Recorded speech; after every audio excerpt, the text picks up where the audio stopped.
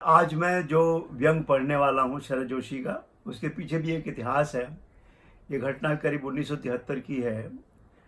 यहाँ मुंबई में बिरला माधुरी सभागार में एक था, जो हर साल होता था कवि सम्मेलन।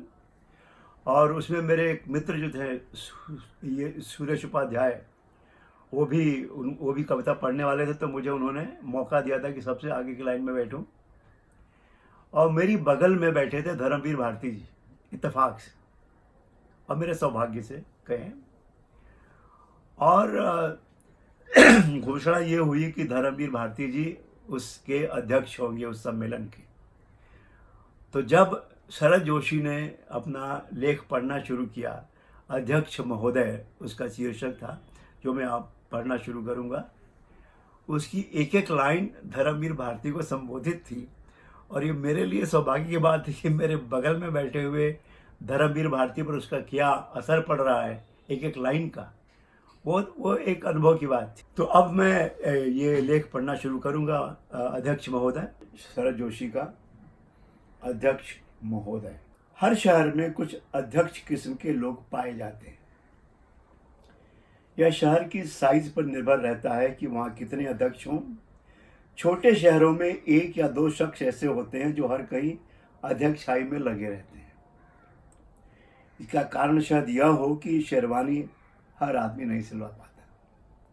जो सिलवा लेते हैं उनकी अध्यक्षता चल पड़ती है। शेरवानियां या तो दूल्हों के लिए सिलती हैं या अध्यक्षों के लिए। पेशेवर अध्यक्षों के अक्सर दो शेरवानियां होती हैं, एक उसमें जरूर काली होती है। दो शेरवानियों से फ़ायदा यह है कि एक अगर धुलने चली गई तो वे अध्यक्षता से इनकार नहीं कर सकते, दूसरी पहन चले जाते हैं। यूँ अध्यक्षों को शेरवानी धुलवाने का वक्त नहीं मिलता। मेरे शहर के पुराने अध्यक्षों की शेरवानी से एक खास किस्म की गंध आने लगी है, अध्यक्षता की गंध। यह गंध फूलों के हार और सिगरेट के धुएं से मिलकर बनी है। यह गंध शेरवानियों से लगातार जाती है और वे कस्तूरी मृग से मगन रहते हैं। अध्यक्ष के बारे में कहा जाता है कि वे चुने या बनाए गए होते हैं, पर असली अध्यक्ष न बनाया जाता है न चुना जाता है, वह पैदा होता है। नरगिस जब अपनी बेनूरी पर काफ़ी रो लेती है, तब आप शहर में जन्म लेते हैं। एक शहर एक अध्यक्ष के या 3-4 अध्यक्षों के भाषण झेलता जिंदा रहता है। लोग मरते जाते हैं और अध्यक्ष जीवित रहकर शोक सभाओं की अध्यक्षता करता रहता है।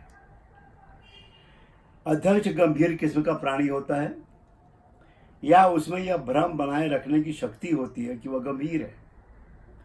जिस शाम उसे अध्यक्षता करनी होती है, वह 3-3:30 बजे से गंभीर हो जाता है। कुछ तो सुबह 9 बजे से ही गंभीर हो जाते हैं, ठीक भी है। 9 बजे सुबह से गंभीर हो जाने वाला शख्स रात के 8 बजे तक मनहूस हो जाता है, जो कि अच्छे अध्यक्ष होने की पहली शर्त है। अच्छा अध्यक्ष मनहूस होता है, बल्कि कहना होगा कि मनहूस ही अच्छे अध्यक्ष होते हैं। अब अंदाजा लगा सकते हैं कि धर्मवीर भारती पर इसकी क्या प्रतिक्रिया हुई होगी इस लाइन की। अध्यक्षता एक मर्ज है, एक बार लग गया तो हमेशा के लिए। असली पेशेवर अध्यक्ष किसी सभा में तभी जाते हैं जब वे वहाँ अध्यक्ष हों। वे लोगों में नहीं बैठ सकते। जब वे निमंत्रित किए जाते हैं या मानकर चलते हैं कि वे अध्यक्ष होंगे। जिन सभाओं में यह घोषणा नहीं होती कि अध्यक्ष कौन होगा, उसमें वे जाते हैं और आगे की पंक्ति में यूं भोले बनकर बैठ जाते हैं जैसे महज श्रोता हों।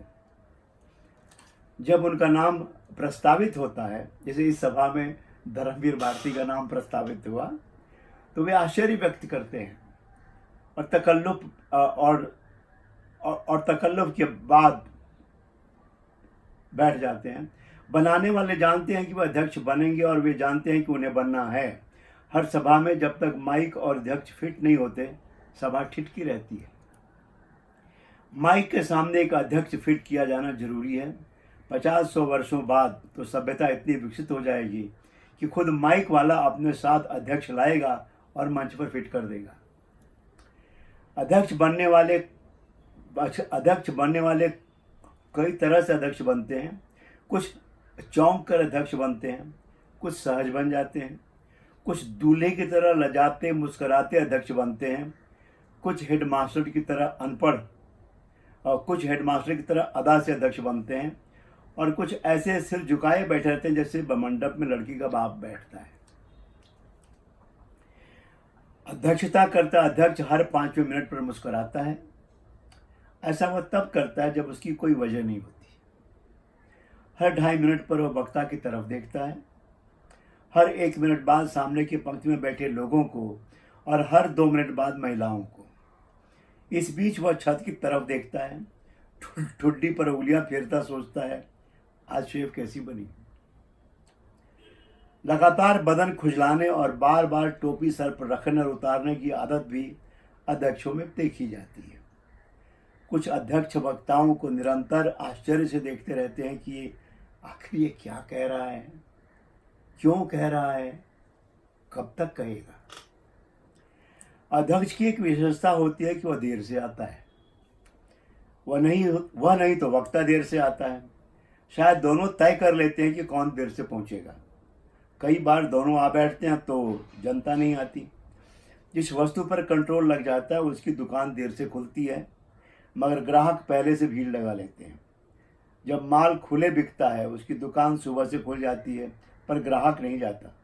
भाषण एक ऐसी ही दुकान है जो हर कहीं खुल जाती है और ग्राहक लापरवाह हो जाता है। अच्छे अध्यक्षों की अदा यह है कि वे अक्सर मुख्य वक्ता से असहमत हो जाते हैं। जैसे वक्ता ने अपने भाषण में कहा कि अभी रात है, तो अध्यक्ष महोदय अपने भाषण में कहेंगे, अभी मेरे विद्वान मित्र ने कहा कि इस समय रात है। और एक तरह से कहा जा सकता है कि रात है, मगर फिर भी एक सवाल हमारे सामने आता है, क्या यही रात है और इसे रात कहना ठीक होगा। वक्ता महोदय मुझे क्षमा करें, यह उनका दृष्टिकोण हो सकता है कि अभी रात है, और हो सकता है कि अपनी जगह वे ठीक भी हों। फिर भी एक दूसरा सवाल मेरे सामने उठता है, क्योंकि अगर हम किसी समस्या पर विचार करने चले हैं तो उसके सभी पहलुओं पर ध्यान दिया जाना चाहिए। तो जैसे वक्ता महोदय ने कहा कि रात है, मैं इसी सिलसिले में कहना चाहूँगा कि हमारी भारतीय संस्कृति में से आप कोई ग्रंथ उठा लीजिए, गीता रामायण कोई ग्रंथ उठा लीजिए, रात की एक परिभाषा दी है। हमारे प्राचीन ऋषि मुनियों ने रात के विषय में विचार किया है, उसे जाना है, परखा है और उसकी मर्यादा निश्चित की है। मैं पूछना चाहूँगा कि क्या हमारे प्राचीन भारत में रात नहीं होती थी? नहीं, जो लोग ऐसा कहते हैं उससे मैं सहमत नहीं। यदि सूर्य हमारे देश में पहले उगता है तो रात भी हमारे यहाँ पहले होती है। इस मामले में भारत सदैव पश्चिम से आगे रहा है। ठीक है, मैं मानता हूँ कि समय बदला है, परिस्थितियाँ बदली हैं, और जो बात कल थी आज नहीं है। फिर भी एक समस्या हमारे सामने उठती है कि क्या यह रात है? यह सच है कि सूरज डूब गया है और अंधकार है, पर यही तो पर्याप्त आधार नहीं कि हम कहते हैं कि यह रात है। दृष्टिकोण में अंतर हो सकता है, आप कुछ सोचते हैं, मैं कुछ सोचता हूँ, फिर भी एक बात हमें माननी होगी, और मैं इस पर जोर देना चाहूँगा कि आज आप देश की हालत देख रहे हैं, जो कुछ हो रहा है हमारे सामने है। ऐसी स्थिति में यह कहना कि रात है, क्या समय के साथ न्याय करना होगा? आप इस पर विचार करें। यह प्रश्न आज हम सबके सामने है कि क्या जैसा हमारे सम्मानीय वक्ता महोदय ने कहा यह रात है, और अगर एक बार मान भी लिया जाए कि वह रात है, तो मैं पूछना चाहूँगा कि दिन क्या है? शायद आप परेशान हो जाएंगे कि यह सवाल खड़ा हो गया, पर यह सवाल है।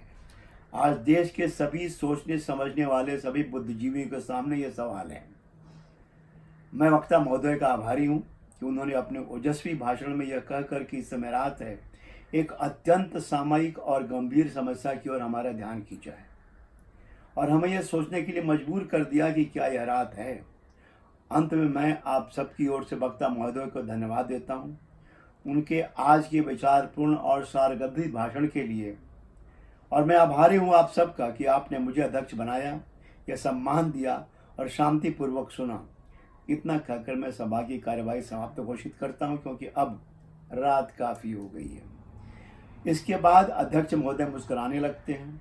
गंभीरता का जो बांध उन्होंने सुबह 9 बजे से बांधा था एकाएक टूट पड़ता है और वे मुस्कुराते हैं। धीरे धीरे सभावान एक विचारहीन दिमाग की तरह खाली हो जाता है। सब घर चले जाते हैं। अध्यक्षता करने के बाद अध्यक्ष सुख की नींद सोता है। नए नए अध्यक्ष घर जाकर पत्नी को बताते हैं कि आज क्या हुआ और अपना भाषण दोहराते हैं। पर धीरे धीरे पत्नी भी नगर के सामान्य नागरिकों की तरह बोर होने लगती है और नहीं सुनती। फिर वे भी चुप रहने लगते हैं। देर रात तक अपने भाषण पर खुद मोहित हो जाते हैं। उस उम्र तक उनकी बौद्धिक नपुंसकता अहम में बदल चुकी होती है। वे जानते हैं कि यह रात है, फिर सुबह होगी, फिर कोई उन्हें अध्यक्षता के लिए बुलाने आएगा। आता भी है, आएगा नहीं तो जाएगा कहाँ। और इस लेख के अंत में जब धर्मवीर भारती अपना अध्यक्षीय भाषण करने कुछ खड़े हुए तो एक ठहाका हुआ पूरी सभा में। और धर्मवीर भारती ने कहा कि अभी जो आपने शरद जी से सुना वो जैसे पति पत्नी में कहा सुनी होती है, वो कहा सुनी थी। शरद जी कह रहे थे और मैं सुन रहा था। और उसके बाद एक विशेष आग्रह पे धर्मवीर भारती ने अपनी वो अमर पंक्तियां सुनाई। रख दिए तुमने नजर में बादलों को साध कर, आज माथे पर सरल संगीत से निर्मित अधर, आरती के दीपकों की झिलमिलाती छांव में बांसुरी रखी हुई जो भागवत के पृष्ठ पर। धन्यवाद।